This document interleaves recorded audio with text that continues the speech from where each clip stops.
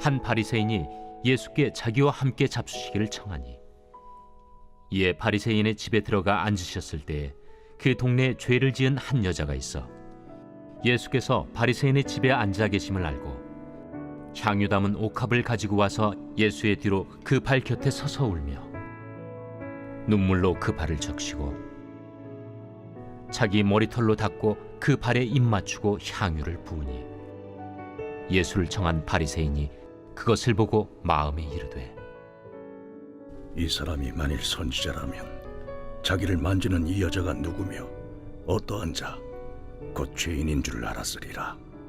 시몬아, 내가 네게 이를 말이 있다. 선생님, 말씀하소서. 빚 주는 사람에게 빚진 자가 둘이 있어 하나는 500데나리온을 졌고 하나는 50데나리온을 졌는데 갚을 것이 없으므로 둘 다 탕감하여 주었으니 둘 중에 누가 그를 더 사랑하겠느냐? 내 생각에는 많이 탕감함을 받은 자니이다. 네 판단이 옳다. 하시고 그 여자를 돌아보시며 시몬에게 이르시되, 이 여자를 보느냐? 내가 네 집에 들어올 때 너는 내게 발 씻을 물도 주지 아니하였으되 이 여자는 눈물로 내 발을 적시고 그 머리털로 닦았으며 너는 내게 입 맞추지 아니하였으되 그는 내가 들어올 때로부터 내 발에 입 맞추기를 그치지 아니하였으며 너는 내 머리에 감람유도 붓지 아니하였으되 그는 향유를 내 발에 부었느니라. 이러므로 내가 네게 말하노니 그의 많은 죄가 사하여졌도다. 이는 그의 사랑함이 많음이라. 사함을 받은 일이 적은 자는 적게 사랑하느니라. 이에 여자에게 이르시되, 내 죄 사함을 받았느니라. 함께 앉아있는 자들이 속으로 말하되, 이가 누구이기에 죄도 사하는가?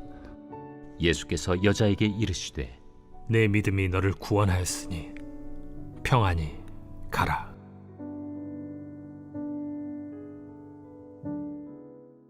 주님을 향해 아낌없는 헌신이라는 제목으로 말씀을 전하려고 합니다. 미국의 클레어몬트 대학의 신학부 학장을 맡고 있는 필립 클레이턴 교수님은 신학이 변해야 교회가 산다는 책에서 미국 교회가 쇠퇴하는 여러 가지 원인을 분석했습니다. 교회의 쇠퇴 원인 가운데에 비중 있게 말하고 있는 원인은 교만이었습니다. 미국 교회는 찬양 가운데에 나 같은 죄인 살리신을 많이 부른다고 합니다. 그래서 자신의 죄를 용서해 주시는 하나님의 놀라운 은혜를 찬양합니다. 자신은 잘못을 범하고 실수도 하고 다른 사람에게 아픔을 주기도 하였지만 나는 이미 하나님의 놀라운 은혜, 어메이징 그레이스를 통해서 깨끗하게 되었고 의롭게 되었다고 확신합니다. 그러나 자신과 다른 모습의 사람들, 유색인종들, 빈곤층, 노숙자들, 이와 같은 사람에게는 하나님의 놀라운 은혜가 전혀 임할 수 없는 것처럼 생각하고 말하고 행동합니다. 그리고 비판합니다. 백인 우월주의와 같은 그러한 생각들이 교회에 퍼져 있다고 지적을 합니다. 그래서 교회가 외면을 받는다는 것입니다. 오늘 본문에 등장하는 시몬이라는 이름의 바리새인이 바로 미국 교회와 비슷한 대표적인 인물이었습니다. 본문에는 예수님을 중심으로 두 사람이 등장을 하죠. 그 한 사람은 시몬이라 하는 바리새인이요, 또 다른 사람은 이름을 알 수 없는 한 여인입니다. 그녀의 이름 대신에 하나의 수식어가 붙어 있습니다. 37절 말씀을 읽겠습니다.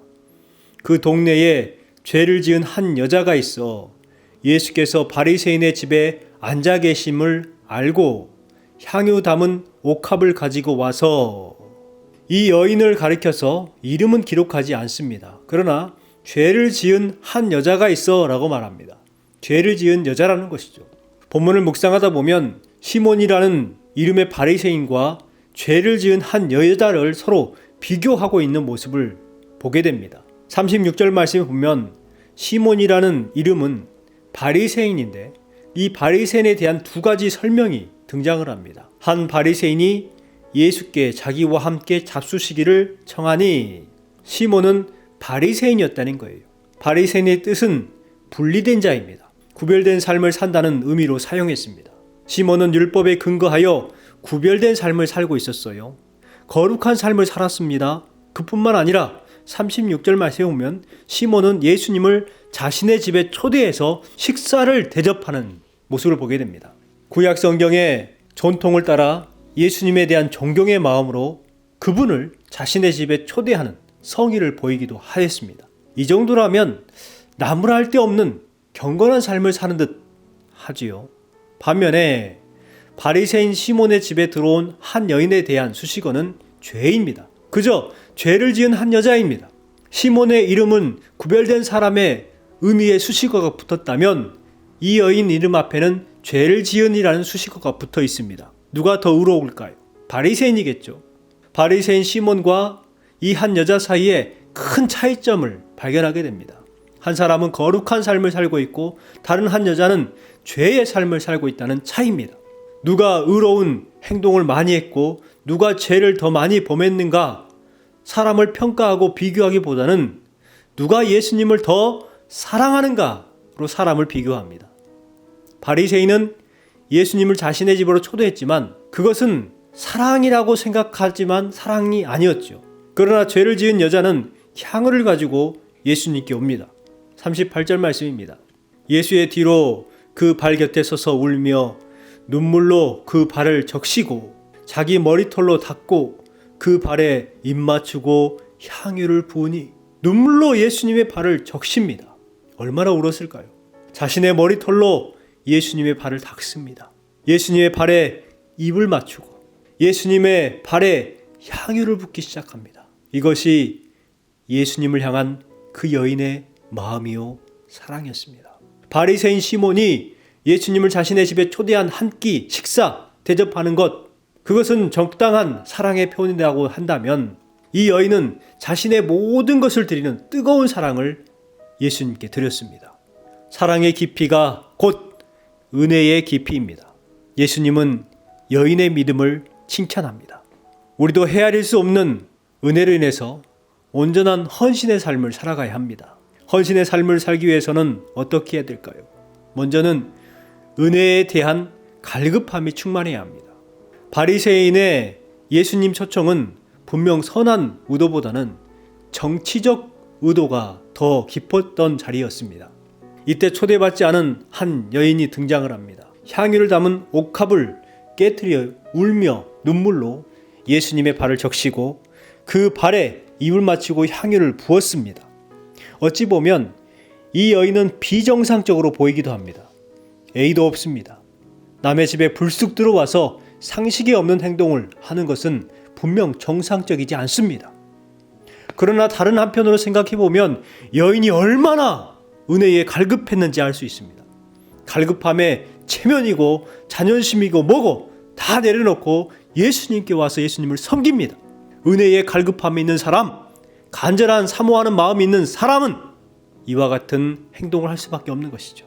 은혜에 대한 갈급함이 있어야 온전한 헌신이 가능합니다. 하나님을 섬길 수가 있습니다. 그렇지 않으면 바리새인처럼 형식적인 헌신과 섬김을 할 수밖에 없는 것입니다. 은혜에 대한 목마름이 있어야 합니다. 형편과 처지를 따져볼 필요 없이 은혜에 대한 갈급함으로 내 영혼이 충만해져야 합니다. 두 번째, 은혜에 대한 감사함이 넘쳐야 합니다. 40절부터 46절까지 말씀해 보면 바리새인은 자신의 마음속에 있는 악은 잘 알지 못한 채 여인의 행동에 대하여서 못마땅하게 여깁니다.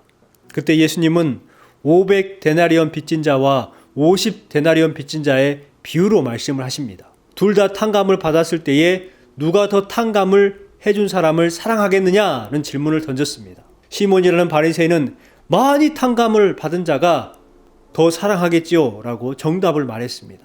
그런데 정작 그는 예수님이 집에 들어오셨을 때에 발 씻을 물도 내주지 않았습니다. 예수님께 입을 맞추지도 않았고 예수님의 머리에 기름도 발라주지 않았습니다. 예수님의 오심에 대한 감사와 기쁨보다는 속으로 판단하고 의심하며 언짢아했습니다. 우리의 모습이 여인의 모습이 아니라 바리새인 시몬의 모습이 아닌가 생각해 봅니다. 예수님은 우리에게 어마어마한 은혜를 주셨는데 그 받은 은혜에도 불구하고 정작 주님을 위해 애쓰는 삶도, 온전한 헌신의 삶도, 은혜에 대한 감사의 삶도 살지 못한 채 그저 내 처지가 왜 이 모양이냐, 나는 왜 되는 일이 없느냐 불평하고 원망하는 모습을 보입니다. 또 다른 사람의 은혜가 더 커 보인다고 비교하면서 시기합니다. 교회 안에 시샘이 너무 많아요. 상상을 초월합니다. 여러분, 하나님은 언제나 공평하십니다. 시샘하고 비방하는 사람에게는요, 딱 그만큼의 복을 주십니다. 분명합니다. 내 믿음만큼, 내 분량만큼 주시는 것입니다. 내 헌신의 분량만큼, 감당할 수 있는 분량만큼을 주님께서는 주십니다. 그래서 주님은 공평하신 하나님입니다. 마지막 세 번째, 주님에 대한 사랑함이 뜨거워야 합니다. 47절부터 50절 말씀에 보면 예수님께 나왔던 여인에 대해서 예수님은 내 제사함을 받았느니라 엄청난 축복의 메시지를 던지십니다. 또한 내 믿음이 너를 구원하였으니 평안히 가라. 여러분, 믿음은 결국 구원에 이르게 합니다.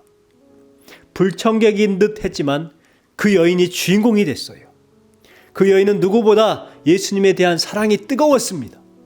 예수님에 대한 사랑이 있어야 합니다. 예수님을 향한 사랑에 인색하게 반응하지 말고 더욱 적극적으로 최선을 다해서 사랑하는 삶을 살아가야 합니다.